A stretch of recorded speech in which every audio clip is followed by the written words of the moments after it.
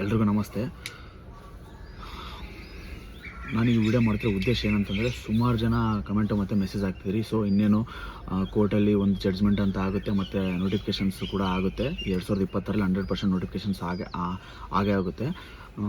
So ಯಾವ ಜಿಲ್ಲೆಗೆ ಹಾಕಿದರೆ ನಾವು ಆಗೋ ಚಾನ್ಸಸ್, ಈಗ ಆಲ್ರೆಡಿ ನನ್ನ ಲಾಸ್ಟ್ ಏಜ್ ಇದೆ ಸರ್, ಮತ್ತು ಈ ಸರ್ತಿ ನಾನು ಆಗಲೇಬೇಕು, ನನ್ನ ಲಾಸ್ಟ್ ಏಜ್ ಇದೆ, ನಮ್ಮ ಮನೇಲಿ ಫುಲ್ಲು ಪ್ರಾಬ್ಲಮ್ ಇದೆ, ನಾನು ಹೆಂಗಾದ್ರೂ ಮಾಡ್ಬಿಟ್ಟು ಈ ಸರ್ತಿ ಕ್ಲಿಯರ್ ಮಾಡ್ಕೊಳ್ಲೇಬೇಕು, ಗೌರ್ಮೆಂಟ್ ಜಾಬ್ ತೊಗೊಳ್ಲೇಬೇಕು, ಮತ್ತು ನಾನು ಪೊಲೀಸ್ ಆಗಲೇಬೇಕು, ಈ ಸರ್ತಿ ಸೆಲೆಕ್ಷನ್ ಆಗಿ ಅಪಾಯಿಂಟ್ ಆಗಿಬಿಟ್ಟು ನಮ್ಮ ಊರಿಗೆ ಹೋಗ್ಬೇಕು ಅಂತ ತುಂಬ ಜನ ಕಮೆಂಟು ಮತ್ತು ಮೆಸೇಜ್ ಆಗ್ತಿದ್ದೀವಿ. ಸೊ ನಾನು ಆಗಲೇಬೇಕಂದ್ರೆ ಯಾವ ಜಿಲ್ಲೆಗೆ ಅಪ್ಲೈ ಮಾಡಿದರೆ ಸೇಫ್ ಸರ್, ಮತ್ತು ಯಾವ ವೇಕೆನ್ಸಿ ಜಾಸ್ತಿ, ಎಲ್ಲಿ ಯಾವ ಜಿಲ್ಲೆಗೆ ಜಾಸ್ತಿ ಪೋಸ್ಟ್ ಇರುತ್ತಲ್ಲ ಅಲ್ಲಿ ಅಪ್ಲೈ ಮಾಡಿದರೆ ಚೆನ್ನಾಗ, ಅಥವಾ ಕಡಿಮೆ ಪೋಸ್ಟ್ ಇರುತ್ತಲ್ಲ ಅಲ್ಲಿ ಅಪ್ಲೈ ಮಾಡಿದರೆ ಚೆನ್ನಾಗ, ಅಥವಾ ನಮ್ಮ ಕೆಟಗರಿಗೆ ಇರುತ್ತಲ್ಲ ಅಲ್ಲಿ ಅಪ್ಲೈ ಮಾಡಿದರೆ ಚೆನ್ನಾಗ. ಒಟ್ಟಿನಲ್ಲಿ ನಾನು ಯಾವ ಜಿಲ್ಲೆಗೆ ಸೆಲೆಕ್ಷನ್ ಆದರೆ ಯಾವ ಜಿಲ್ಲೆಗೆ ಅಪ್ಲೈ ಮಾಡಿದರೆ ನಾನು ಸೆಲೆಕ್ಷನ್ ಆಗ್ಬೋದು ಸರ್, ಮತ್ತು ಈ ಸರ್ತಿ ನಾನು ಆಗಲೇಬೇಕಂತ ತುಂಬ ಜನ ಕಮೆಂಟು ಮತ್ತು ಮೆಸೇಜ್ ಆಗ್ತಿದ್ರಿ. ಸೊ ಅದಕ್ಕೊಂದು ಕ್ಲಾರಿಟಿ ಕೊಡ್ತೀನಿ, ಯಾವ ಜಿಲ್ಲೆಗೆ ಹಾಕಿದರೆ ನೀವು ಜಾಬ್ ತಗೋಬೋದು ಅಂತ ಹೇಳ್ಬಿಟ್ಟು. ಮತ್ತು ನಮ್ಮದು ನೋಟಿಫಿಕೇಷನ್ಸ್ ಆದಾಗ ಮತ್ತು ನಾವು ಯಾವ ಥರ ಅಪ್ಲೈ ಮಾಡ್ತೀವಿ, ನಾವು ಯಾವ ಥರ ಕ್ಲಿಯರ್ ಮಾಡ್ತೀವಿ, ಮತ್ತು ನಾವು ಯಾವ ಜಿಲ್ಲೆಗೆ ಅಪ್ಲೈ ಮಾಡಿದ್ವಿ ಅಂತ ಕೂಡ ಈ ವಿಡಿಯೋದಲ್ಲಿ ಹೇಳ್ತೀನಿ. ಸೊ ನೀವೇನಾದರೂ ಈ ಚಾನಲ್ನ ಅಥವಾ ಈ ವಿಡಿಯೋನ ಮೊದಲನೇ ಬಾರಿ ಏನಾದರೂ ನೋಡ್ತಿದ್ರೆ ನೀವು ಸಬ್ಸ್ಕ್ರೈಬ್ ಮಾಡಿರಿ. ಸೊ ಯಾವ್ಯಾವುದೋ ವಿಡಿಯೋ ನೋಡ್ಬಿಟ್ಟು ಸಬ್ಸ್ಕ್ರೈಬ್ ಆಗಿರ್ತೀರ. ಬಟ್ ಈ ಥರ ನಾನಂತಲ್ಲ, ಯಾರಾದರೂ ನಿಮ್ಮ ಬೆಳವಣಿಗೆ ಆಗಲಿಕ್ಕೆ ಅಥವಾ ನಿಮ್ಮ ಗ್ರೋತ್ ಆಗಲಿಕ್ಕೆ ಏನಾದರೂ ಹೆಲ್ಪ್ ಮಾಡ್ತಿದ್ದಾರೆ, ಸೊ ಆ ರಿಲೇಟೆಡ್ ಏನಾದರೂ ವಿಡಿಯೋ ಮಾಡ್ತಿದ್ದಾರೆ ಅಂದರೆ ಅಂಥ ವಿಡಿಯೋಗಳನ್ನ ನೋಡಿ ಮತ್ತು ಅಂಥ ಚಾನಲ್ನ ಸಬ್ಸ್ಕ್ರೈಬ್ ಆಗಿರಿ. ಸೊ ಒಂದು ನಿಮಿಷ ಸ್ಕಿಪ್ ಮಾಡಿದ್ರೆ ಒಂದು ಕಂಪ್ಲೀಟಾಗಿ ವಿಡಿಯೋ ನೋಡಿ. ಸೊ ನೀವೇನಾದರೂ ಪೊಲೀಸ್ ಎಕ್ಸಾಮ್ಗೆ ಏನಾದರೂ ಓದ್ತಿದ್ರೆ ಯಾವ ಜಿಲ್ಲೆಗೆ ಅಪ್ಲೈ ಮಾಡಿದರೆ ನೀವು ಆಗೋ ಚಾನ್ಸಸ್ ತುಂಬ ಇರುತ್ತೆ ಅಂತ ಈ ವಿಡಿಯೋದಲ್ಲಿ ಹೇಳ್ತಾ ಹೋಗ್ತೀನಿ. ಸೊ ಏನಪ್ಪ ಅಂತಂತಂದರೆ ಫಸ್ಟ್ ನಮ್ದು ಹೇಳ್ತೀನಿ. ಸೊ ನಾವು ಅಪ್ಲೈ ಮಾಡಿದಾಗ HK ಮತ್ತು ನಾನ್ HK ಎರಡು ಥರ, HK ನಾನ್ HK ಎರಡು ಪೋಸ್ಟ್ ಬಿಟ್ಟಿದ್ರು. ಸೊ ನಂದು HK ಭಾಗದವನಾಗಿರೋದ್ರಿಂದ ನಾನ್ HKನ ನಾನು ಬೆಂಗಳೂರು ರೂರಲ್ ಹಾಕಿದ್ದೆ. ಯಾಕಂದರೆ ಅಲ್ಲಿ ಸ್ವಲ್ಪ ಬೆಂಗಳೂರು ಸಿಟಿಗಿಂತ ಬೆಂಗಳೂರು ರೂರಲ್ ಒಂದು ಸ್ವಲ್ಪ ಕಡಿಮೆ ಮಾರ್ಕ್ಸ್ ನಿಲ್ಲುತ್ತೆ ಅಂತ. ಅಂದರೆ ನಂದು ಕೂಡ ಈ ಸರ್ತಿ ನಾನು ಹೆಂಗಾದ್ರೂ ಮಾಡ್ಬಿಟ್ಟು ಎಕ್ಸಾಮ್ ಕ್ಲಿಯರ್ ಮಾಡಲೇಬೇಕು ಅಂತ ಒಂದು ಮೈಂಡ್ ಸೆಟ್ ಇತ್ತು, ಮತ್ತು ಮಾಡಲೇಬೇಕು ಈ ಸರ್ತಿ. ಮತ್ತೆ ನೋಟಿಫಿಕೇಷನ್ಸ್ ಯಾವಾಗುತ್ತೆ ಗೊತ್ತಿಲ್ಲ, ಇದನ್ನ ಕಳ್ಕೊಂಡ್ರೆ ಮತ್ತೆ ನೆಕ್ಸ್ಟ್ ಆಗೋವರೆಗೂ ವೇಟ್ ಮಾಡೋಕ್ಕಾಗಲ್ಲ, ಮನೆಯಲ್ಲೂ ಕೇಳ್ತಾರೆ ಅಂತ ಹೇಳ್ಬಿಟ್ಟು ಅಲ್ಲಿ ಕಡಿಮೆ ಕಟ್ಟಪ್ ನಿಲ್ಬೋದು ಅನ್ನೋ ಒಂದು ಐಡಿಯಾದಿಂದ ನಾನು ಏನು ಮಾಡಿದ್ದೆ, ಬೆಂಗಳೂರು ರೂರಲ್ ಹಾಕಿದ್ದೆ ನಾನ್ HKನ ಬಂದ್ಬಿಟ್ಟು ನನಗೆ ನಿಯರ್ ಆಗ್ತಕ್ಕಂಥ ಜಿಲ್ಲೆಗೆ ನಾನು ಅಪ್ಲೈ ಮಾಡಿದ್ದೆ, ನಮ್ಮ ಡಿಸ್ಟಿಕ್ಕಿಗೆ ನಿಯರ್ ಆಗ್ತಕ್ಕಂಥ ಜಿಲ್ಲೆಗೆ ನಾನು ಅಪ್ಲೈ ಮಾಡಿದ್ದೆ. ಅಂದರೆ ಒಂದು ಈಗ ನೀವೇನಾದರೂ HK ನಾನ್ HK ಆಗಿದ್ರೆ, ಸೊ ನಾನು ಒಂದು ಐಡಿಯಾ ಕೊಡ್ತೀನಿ, ಇದು ವರ್ಕ್ ಆಗುತ್ತೆ ಅಂತೆಲ್ಲ ಹೇಳೋಕ್ಕಾಗಲ್ಲ, ಬಟ್ ನೀವು ನಿಮ್ಮ ಹಾರ್ಡ್ ವರ್ಕ್ ಮೇಲೇ ಜಾಸ್ತಿ ಫೋಕಸ್ ಮಾಡಬೇಕಾಗುತ್ತೆ. ಸೊ ಯಾಕಂದರೆ ಒಂದೊಂದು ಸರ್ತಿ ನೀವು ಹಾಕಿರ್ತಕ್ಕಂಥ ಜಿಲ್ಲೆಯಲ್ಲಿ ಪ್ರತಿ ವರ್ಷವೂ ಕಡಿಮೆ ನಿಂತಿದ್ದು ನೀವು ಹಾಕಿದಾಗೆ ನಿಮ್ಮ ದುರದೃಷ್ಟದಿಂದ ಆ ವರ್ಷ ನೀವು ಹಾಕಿರ್ತಕ್ಕಂಥ ಜಿಲ್ಲೆಯಲ್ಲಿ ಹೈಯೆಸ್ಟ್ ಕಟಾಪು ನಿಲ್ಬೋದು. ಸೊ ಹಂಗಾಗಿಬಿಟ್ಟು ಹಾರ್ಡ್ ವರ್ಕ್ ಕಡೆಗೆ ಗಮನ ಕೊಟ್ಟಿರಿ. ಬಟ್ ನಾನೇನು ಯಾವ ಥರ ಟ್ರಿಕ್ಸ್ ಯೂಸ್ ಮಾಡಿದೆ ಅಂತ ನಿಮಗೆ ಹೇಳ್ತೀನಿ. ಏನಂತಂದರೆ, ನೀವೇನಾದರೂ HKದವರಾಗಿದ್ದರೆ, ನಾನು HK ಭಾಗದವರಾಗಿದ್ದರೆ, ಸೊ ನಾನು HKದರ ಆಗಿದ್ರು ಕೂಡ ಅವ್ರಿಗೆ ನೆಕ್ಸ್ಟ್ ಹೇಳ್ತೀನಿ. HKದರ ಏನಾದರೂ ಆಗಿದ್ದರೆ ನೀವೇನು ಮಾಡ್ಬೇಕಂತಂದರೆ, ನಾನ್ HK ಎರಡು ಥರ ನಿಮಗೆ ಅವಕಾಶ ಸಿಗುತ್ತೆ. ಸೊ ನೀವು ತುಂಬ ಲಕ್ಕಿ, ಅಂದರೆ ನಾವುಗಳು ತುಂಬ ಲಕ್ಕಿ. HK ನಾನ್ HK ಎರಡು ಎಕ್ಸಾಮ್ ಸಿಗುತ್ತೆ. ಸೊ ಎರಡು ನೋಟಿಫಿಕೇಷನ್ ಸಿಕ್ಕಂಗೆ ಅದು. ಸೊ ಏನು ಮಾಡ್ಬೇಕಂತಂದರೆ, ನಾನು ಹೇಳೋದು, ನೀವೇನಾದರೂ ಸ್ವಲ್ಪ ಓದೋದ್ರಲ್ಲಿ ಏನಾದರೂ ವೀಕ್ ಇದ್ದೀನಿ ಅಂತಂದರೆ ಆ ಟೈಮ್ನಲ್ಲಿ ಓದೋಕ್ಕಾಗಿರೋದಿಲ್ಲ, ಇನ್ನು ಸಿಲೆಬಸ್ ಏನೋ ಕವರ್ ಮಾಡೋಕ್ಕಾಗಿರೋದು, ಸ್ವಲ್ಪ ಕಡಿಮೆ ಕಟ್ ಆಫ್ ಮಾರ್ಕ್ಸ್ ಬರುತ್ತೆ ನಂದು, ಕಡಿಮೆ ಮಾರ್ಕ್ಸ್ ತೆಗಿತಿದ್ದೀನಿ, ಯಾವುದೋ ಟೆಸ್ಟ್ ಅಟೆಂಡ್ ಮಾಡಿದಾಗ ನೋಡ್ಕೊಂಡಿದ್ದೀನಿ, ಕಡಿಮೆ ಮಾರ್ಕ್ಸ್ ಬರ್ತಿದೆ ನಂದು ಅಂತಂದರೆ ನೀವೇನು ಮಾಡ್ಬೇಕಂತಂದರೆ, ಕೆಲವೊಂದು ಜಿಲ್ಲೆಗಳಿರುತ್ತೆ, ಅಂದರೆ ಸ್ವಲ್ಪ ಆರ್ಥಿಕವಾಗಿ ಹಿಂದುಳಿದಿರ್ತಕ್ಕಂಥ ಜಿಲ್ಲೆಗಳು ಮತ್ತು ಶೈಕ್ಷಣಿಕವಾಗಿ ಹಿಂದುಳಿದಿರ್ತಕ್ಕಂಥ ಜಿಲ್ಲೆಗಳಿರುತ್ತೆ. ಸೊ ಅಲ್ಲಿ ಸ್ವಲ್ಪ ಕಡಿಮೆ ಕಟ್ ಆಫ್ ಬರ್ತಕ್ಕಂಥ ಚಾನ್ಸಸ್ ಇರುತ್ತೆ. ಫಾರ್ ಎಕ್ಸಾಂಪಲ್ HK ಅಂತಂದರೆ ಸಮ್ಟೈಮ್ಸ್ ಯಾದಗಿರಿ ಇದೆಯಲ್ಲ, ಅದು ಸ್ವಲ್ಪ ಕಡಿಮೆ ಕಟ್ ಆಫ್ ನಿಲ್ಲುತ್ತೆ. ಅಂದರೆ ಒಂದೊಂದ್ಸರ್ತಿ ಜಾಸ್ತಿ ನಿಂತಿರೋ ಉದಾಹರಣೆನೂ ಇದೆ. ಸ್ವಲ್ಪ ಯಾದಗಿರಿ ಮತ್ತು ಬೀದರು ಸ್ವಲ್ಪ ಕಡಿಮೆ ಕಟ್ ಆಫ್ ನಿಂತಿದೆ. ಈಗ ಪ್ರೀವಿಯಸ್ ಇಯರ್ದೆಲ್ಲ ಕಟ್ ಆಫ್ ನೋಡ್ಕೊತ ಹೋದರೆ ಈ ಕಡೆ ಸ್ವಲ್ಪ ಬಳ್ಳಾರಿ ಮತ್ತು ಈ ಕಡೆ ಸ್ವಲ್ಪ ಕಡಿಮೆ ಕಟ್ ಆಫ್ ಸ್ವಲ್ಪ ಜಾಸ್ತಿ ಇರುತ್ತೆ. ರಾಯಚೂರು, ಬಳ್ಳಾರಿ ಈ ಸ್ವಲ್ಪ ಕಟ್ ಆಫ್ ಜಾಸ್ತಿ ಇರುತ್ತೆ. ಬಟ್ ಯಾದಗಿರಿ ಮತ್ತು ಬೀದರು ಸ್ವಲ್ಪ ಕಡಿಮೆ ಕಟ್ ಆಫ್ ಇರ್ತಕ್ಕಂಥ ಚಾನ್ಸಸ್ ಇರುತ್ತೆ. ನೀವೇನಾದರೂ HK ನಾನ್ HK ಎರಡೂ ಬಂತಂದರೆ, ನಾನ್ HKದಲ್ಲಿ ಸ್ವಲ್ಪ ಕಟ್ ಆಫ್ ಎಲ್ಲಿ ಕಡಿಮೆ ನಿಂತಿರುತ್ತಲ್ಲ ಪ್ರೀವಿಯಸ್ ಇಯರ್, ಸ್ವಲ್ಪ ಅನಲೈಸಸ್ ಮಾಡಿಬಿಟ್ಟು ನೀವು ಕಡಿಮೆ ಮಾರ್ಕ್ಸ್ ತೆಗಿತೀರ ಅಂದರೆ ಸ್ವಲ್ಪ ಅನಲೈಸಸ್ ಮಾಡಿಬಿಟ್ಟು ಆ ಜಿಲ್ಲೆಗೆ ಅಪ್ಲೈ ಮಾಡಿರಿ.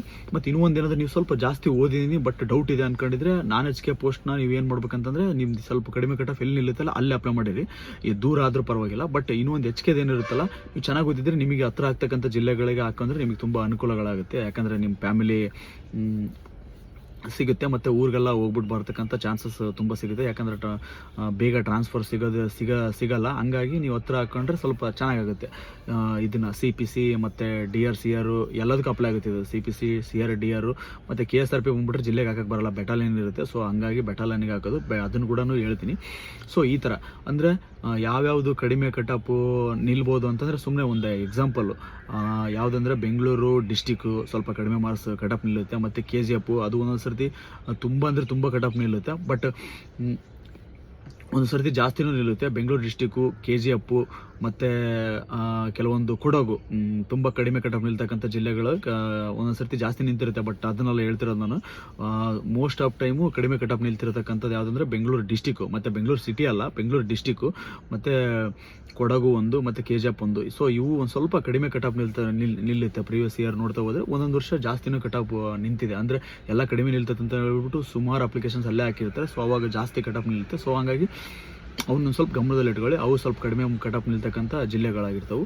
ಮತ್ತು ಇದು DRL ಏನಾದರೂ ಬಂದುಬಿಟ್ರೆ ಮೈಸೂರು ಮೌಂಟೆಡ್ ಅಂತ. ಸೊ ಅದು ತುಂಬ ಹುಡುಗರಿಗೆ ಹೊಸ್ದಾಗಿ ಯಾರು ಅಪ್ಲಿಕೇಶನ್ಸ್ ಹಾಕಿರ್ತಾರಲ್ಲ, ಬರೀ ಡಿಸ್ಟಿಕ್ಕು ಮತ್ತು ಸಿಟಿನ CR ಮತ್ತು DRನ ಡಿಸ್ಟಿಕ್ಕು ಮತ್ತು ಸಿಟಿಗೆ ಮಾತ್ರ ಹಾಕ್ತಿರ್ತಾರೆ. ಬಟ್ ಮೈಸೂರಲ್ಲಿ ಮೌಂಟೆಡ್ ಅಂತ ಒಂದು ಇದಿದೆ, ಅದು ಸಪ್ರೇಟಾಗಿ ಕಾಲ್ಫಾರ್ಮ್ ಆಗುತ್ತೆ. ಸೊ ಅದು ಸುಮಾರು ಜನಕ್ಕೆ ಗೊತ್ತಿರೋದಿಲ್ಲ. ಈಗ ಲಾಸ್ಟ್ ಎಕ್ಸಾಮ್ ನಡೆದಿರೋದ್ರಲ್ಲಿ ನಾನು ಕೂಡ ಅಲ್ಲೇ ಅಪ್ಲೈ ಮಾಡಿದ್ದೆ. ಸೊ ಏನಂತಂತಂದರೆ ಏನಾಗುತ್ತೆ ಅಂತಂದರೆ DRಲ್ಲಿ ಮೈಸೂರು ಮೌಂಟೆಡ್ ಅಂದರೆ ಏನಂತಂದರೆ ಎಲ್ಲರೂ ಮೈಸೂರು ಸಿಟಿಗೆ ಹಾಕಿರ್ತಾರೆ, ಮೈಸೂರು ಡಿಸ್ಟಿಕ್ ಹಾಕಿರ್ತಾರೆ. ಮೈಸೂರಲ್ಲಿ ಮೌಂಟೆಡ್ ಅಂತ ಒಂದು ಸಪ್ರೇಟಾಗಿ ಬರುತ್ತೆ. ಸೊ ಹಂಗಾಗಿ ಸುಮಾರು ಜನಕ್ಕೆ ಗೊತ್ತಿರಲ್ಲ, ಅಲ್ಲೇ ಹಾಕಿರೋದಲ್ಲ. ಲಾಸ್ಟ್ ಟೈಮು ಪೇಪರ್ ಸ್ವಲ್ಪ ಈಸಿ ಬಂದಿತ್ತು.